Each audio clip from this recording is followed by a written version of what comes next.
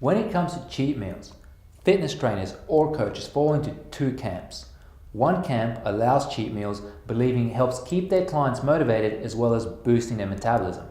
Now, the other camp doesn't allow cheat meals because they believe it leads to uncontrolled binging and has no impact on metabolism. The real question is, what is a cheat meal? And in this video, we're first going to talk about the true definition of a cheat meal, and then we're going to show you how to restructure your cheat meal so that your clients can have the best of both worlds.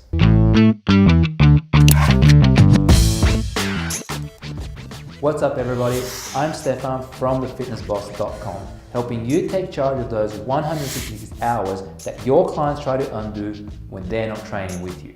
We publish brand new videos every single week, so make sure you subscribe to our channel, and if you like this video, we'd greatly appreciate it if you give it a thumbs up and leave your comments below. We'd love to know what you think.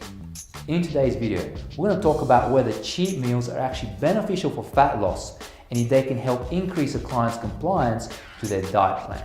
Now, a cheat meal generally refers to those foods that are normally not on a client's diet plan.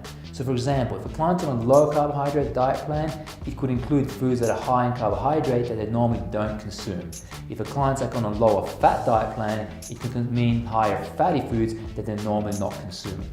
The main purpose of a cheat meal is to give the client a psychological break so they don't feel like they're as restricted on their diet plan and they can still enjoy a wider variety of foods. Now, for most people, that does give them a psychological relief because they know their favorite foods are around the corner, so it allows them to stay on their diet or keep track of the diet. So in essence, it increases compliance to their diet. Now, when it comes to allocating cheat meals, some people will control the portions for those particular cheat meals, while other coaches advocate not controlling the portions, just having a free meal and eating as much as the client pleases of that particular food, because a cheat meal will also have the benefit of boosting leptin and boosting metabolism, so it'll have a physiological as well as a psychological benefit. Now, if we look at the research on that, one cheat meal will actually have no impact on leptin or metabolism whatsoever. So the benefit of a cheat meal purely is for psychological reasons, so that your client feels like they're not being as restricted on their diet plan, which then allows them to increase the compliance or consistency with their diet plan. But there's going to be no impact on metabolic rate whatsoever. So for that reason, if you are going to advise your clients to have cheat meals, or if you're going to give them, allow them to have foods that are normally not on their diet plan, what we recommend is that it's still important to control the portions. And here's why, okay? Suppose a client has created a 500 calorie deficit a day, which equals about 3,500 calories per week.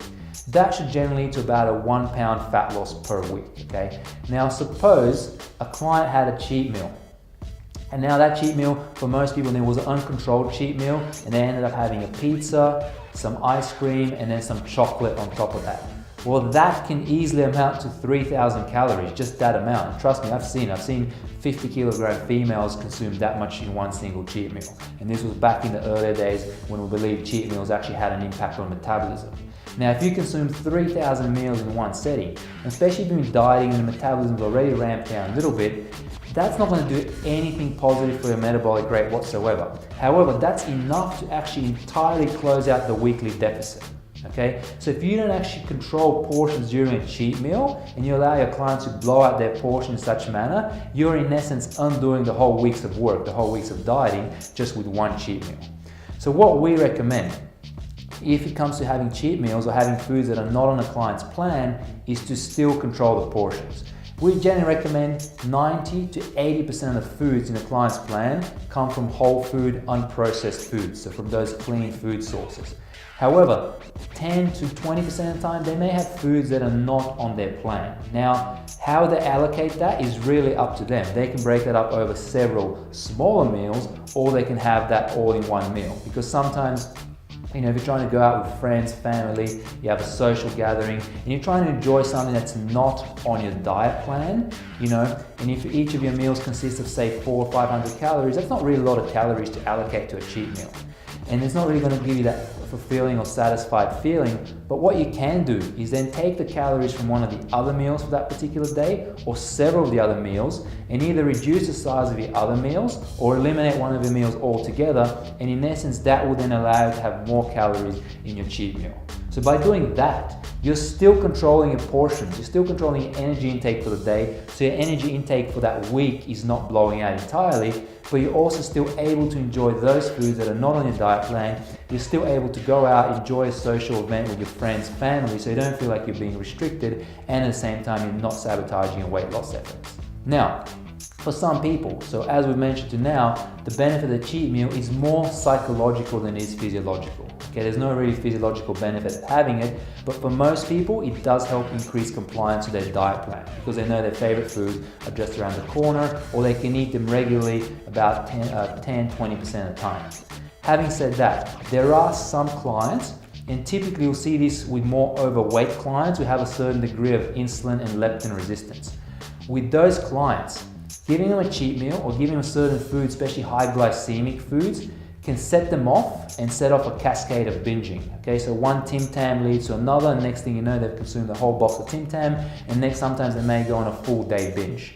And they may completely reverse or offset their efforts for the entire week just from one day, okay? Now for those type of clients, initially, those earlier couple of weeks on their diet plan, you may need to restrict them a little bit more, and you may need to prevent them from having cheat meals, or at least certain type of cheat meals that you know are triggers for those people. So for example, for a lot of females that I've coached for, chocolate is a trigger for more sweets and more chocolate. So in the early stages, you may need to avoid that, okay? Once they actually develop the right habits of eating a good diet, and they can then control their portions and enjoy those foods in moderation, then they're ready to introduce cheat meals into their diet plan. And that'll do it for today's video. We'll see you in the next video.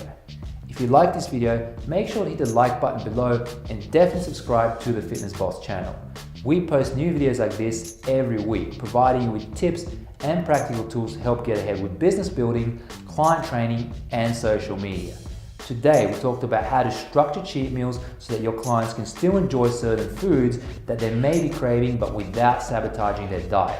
Now, do you fall in one of those two camps? If so, let us know which one. Maybe you never knew what a cheat meal was prior to this video. If that's true, then tell us about it. Maybe you do something totally different. Let us know about that as well. We'd love to know. If you've got any questions or comments, just leave a comment below, as we'd love to hear from you. Thank you for watching, and I'll see you next time.